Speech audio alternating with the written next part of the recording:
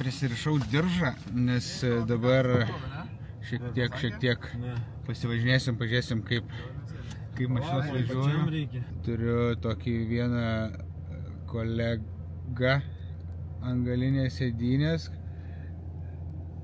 Tai yra kolega pusryčiai. Nežinau, vat ir kiek išliks šitų dalykų.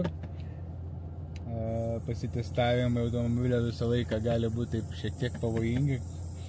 Jeigu perspausim, tai pažiūrėsim. Bus smagu.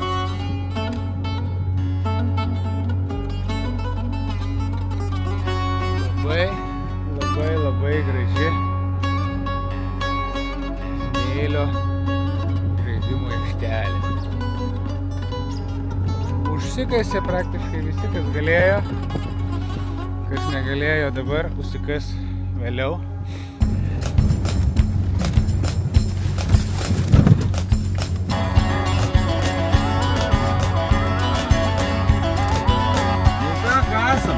Misija visų užsibuksuoti ir smėlio paragauti. Karvė bagis sėdi, bet realiai tai toks tikslas ir buvo. Mes taip ten visai smagiai iš ten op.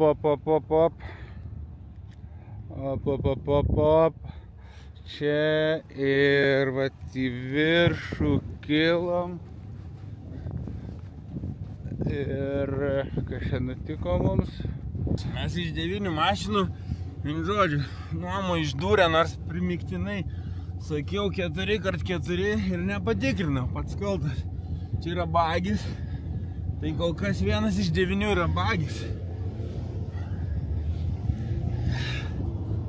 Ir tai reiškia, kad reikaliukų yra. Tomas padarė labai gerą dalyką, kai tik suprato, kad jau sėda, stojo iš karto. Nes jeigu būtų dar pasukęs ratus, tai būtų atsisėdęs visai.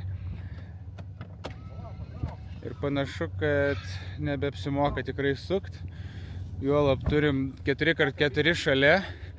Tai 4x4 plus dar 2, 6 varomi, turėtum išvažiuoti. Taip, tuo tikrai nebūtų nutikę tokioj pakankamai paprastoj vietoje, jeigu būtume su 4 ratais. Bet čia normalu viskas čia.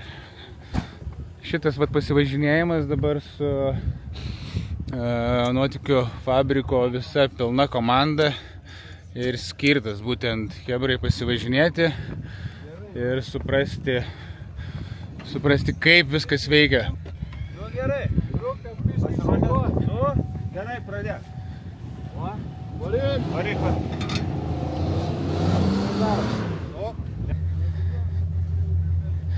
Truputėlį atlaisvinam ratų vietos, kad nesikastų.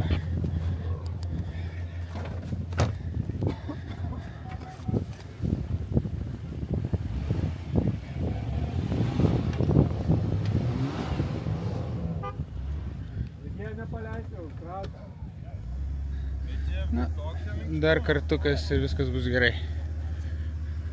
Nekas. Smagu šitie dalykai irgi. Galbūt puikus laikas prisipažinti ir man. Na, reikėtų man šiek tiek daugiau pasivažinėti po smėlį irgi. Paprastai aš nesiimu šitos užduoties, kad važiuoti per kopas. Čia galėčiau važiuoti tikrai. Bet toks šita vietelė, tokia nesakyčiau, visai puikiai pasimokyti važinėti. Ir aš ten šiek tiek toliau kietesnio smėlio, kad taip saugiai, pavyzdžiui, išvažiuoti, jeigu jau čia kažkur apšilai per daug ir nori nusimest gazą, bet nenori užklimti, tai išvažiavai ten ir gali sustot. Aišku, ne taip belekur. Reikėtų nosim žemyn nuo kokio nors kalniuko, tai va taip tik užvažiuoju, apsisukiu ir sustoju nosim žemyn, kad lengviau būtų išvažiuoti. Tai va, tai paprastai aš nesiimu vairuotojo rolės. Opa, ten Chebrytė labai tvarkingai, gražiai įsitraukia.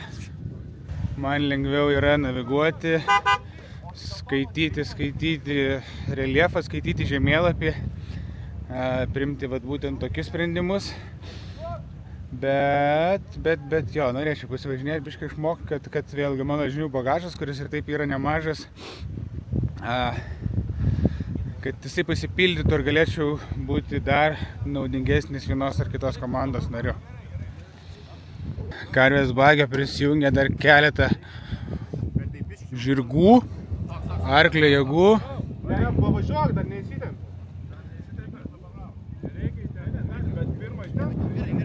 Reikia įtempti.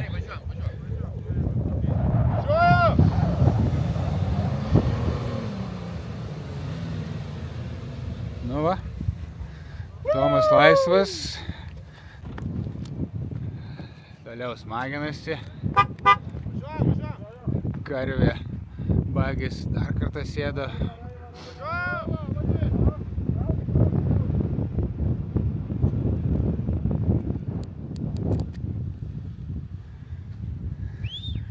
Dabar jau Tomas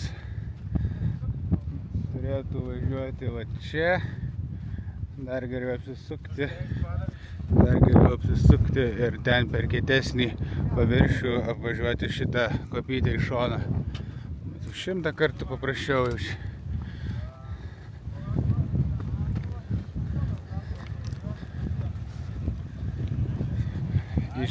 Iš gestų matau, kad panašiai ir planuoja daryti.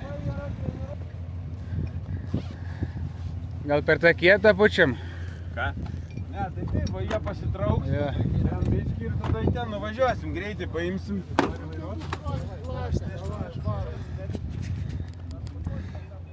Ja, o čia ta dalis yra, kai komandai yra žmonės su daugiau patirties, tai realiai ir galvojame panašiai. Pažiūrėkim, kaip mums seksis iš tikrųjų. Galvoti yra viena,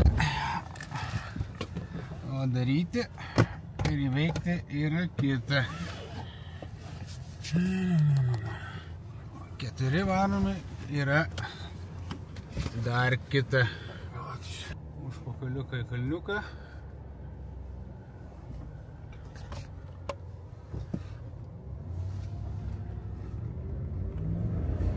Nu ką, dabar jau nestojam.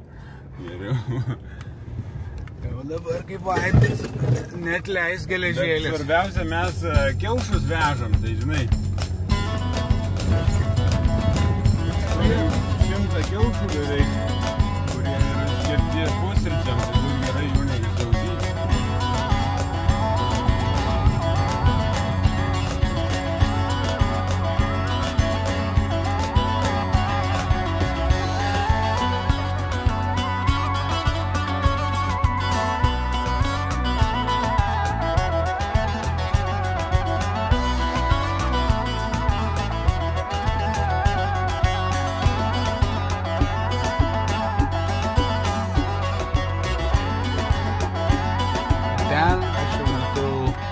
Puikiai pažįstamus fotografus ir iš numerėlių spalvų automobilių matau, kad tai yra tie žmonės, kurie žino, kur reikia važiuoti.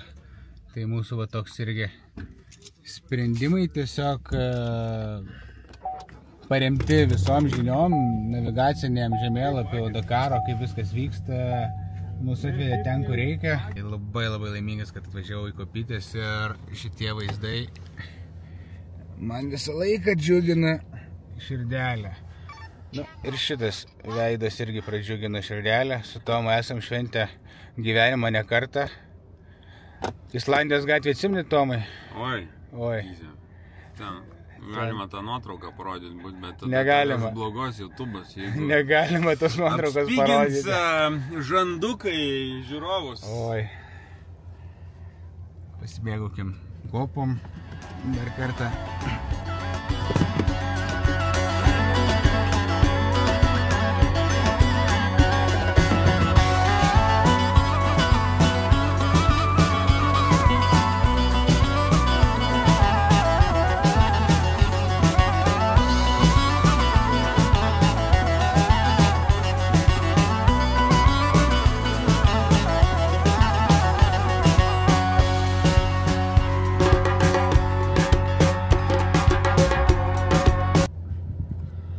labai svarbus momentas, kadangi yra laiko, tai prasivalymas šiek tiek kameryčių, nes jau vakar gavom gerai.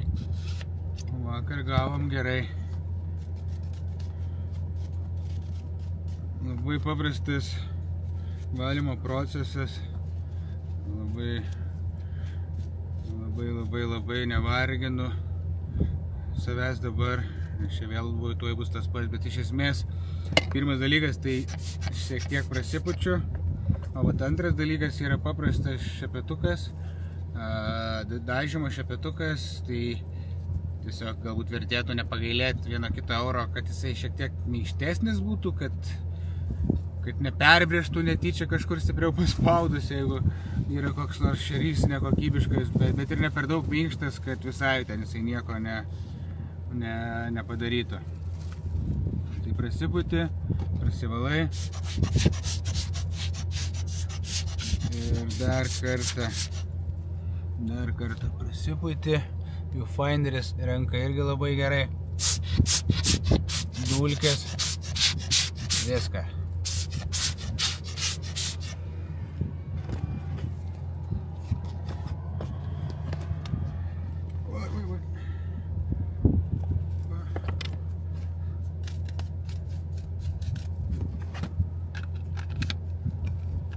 Nu va, ir blendą užsideda jau, nes vakar girgždėjo.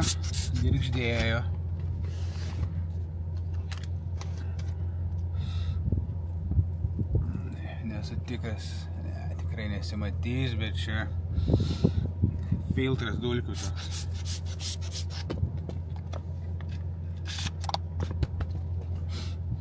Ja, labai džiaugiuosi Sony,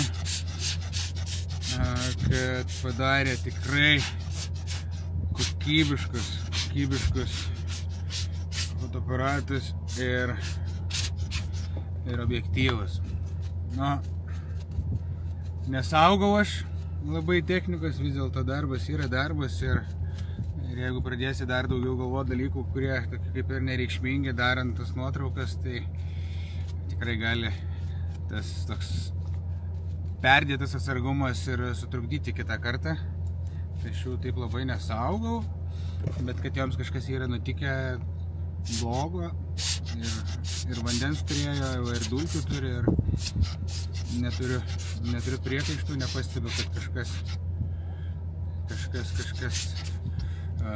striktų. Yra gerai, nemeluosiu, yra vieną kartą buvę dar su A7-tuku, gavau labai drėgno smėlio. Buvau su 12 mm, 12-24, arti labai ant tokios švelnios kopytės, bet ten labai taip gražiai važiuodavo ir gražiai šėrė smėlį. Tai ir aš buvau pakankamai arti, ten buvo saugi vieta labai būti arti automobilio, buvau labai arti ir nusisukinėjau kaip visą laiką, kad negauti labai daug to kažkokio damedžo į save. Atsukdavau nugarą, kaip ir visą laiką akmenims ir smėlį tą patį darau, kad tas pirmasis kiekis, to daug smėlio nenugultų per daug kažkur tikrai ant tų kamerų. Tai saugausi, bet kažkaip ne taip užsukau ranką matyti ir gavau šlapio smėlio, rytinio šlapio smėlio į kamerą ir backfocuso mygtukas pastrigo. Tai yra buvęs vis dėlto ir teko repairinti, bet vėlgi, tai A7 ir 4 ten buvo. A1-ukai 3 metai praėjo, 21, ne? 3 metai, 4 metai, jokių problemų.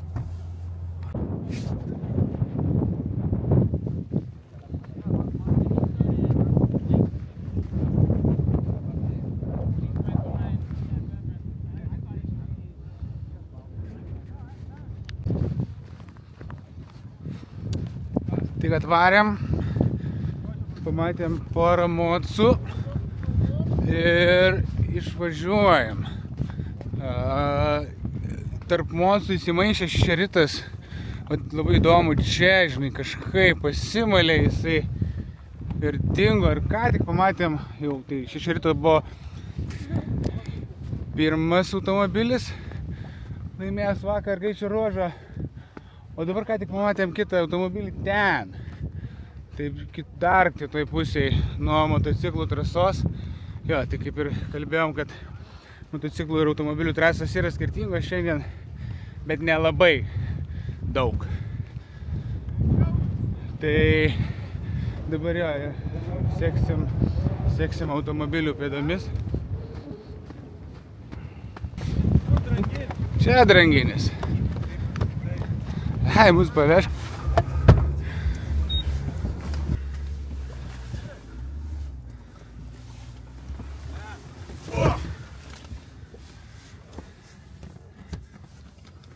Lipk ant viršaus.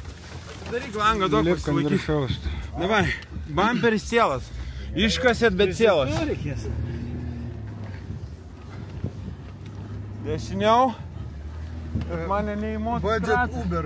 Mocu trasa va yra už kiek čia? 2 metrų. O mašina? Ką? O mašina? O mašinų yra už porą šimtų metrų, bet čia neįdomu. Jie čia į kopas nelenda. Bet šeširitas matyt paklydo čia, va. Jo. Va, matai mano mašiną už to senų Land Cruiser. Rangeris Tomas va, prilaiko mašiną, kad neapvirstų ir atlieka senovinę. Kaip pamatot, visas šitas fotografų mašinas reiškia gali būti nebloga vieta. Nu, bet šiuo atveju nelabai gera. Mocam gerai. Jo. Bet čia, kur širdutė aš raudoną įdėjau, ten ir bus.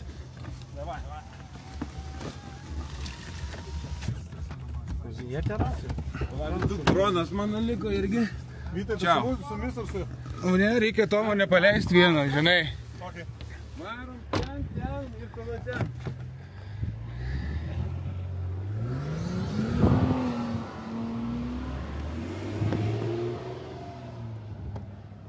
Spaus kraktelį.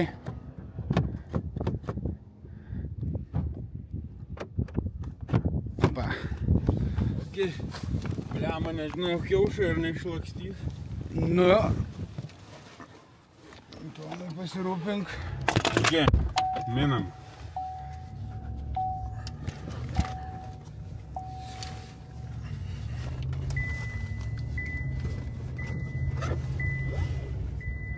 Nu ką, judam. Tomas padainavo. Pamaumino.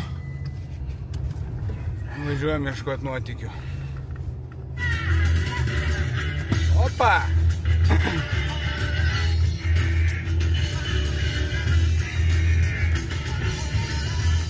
Ja, Pažiūrėkit, kokios kopos, koks grožis.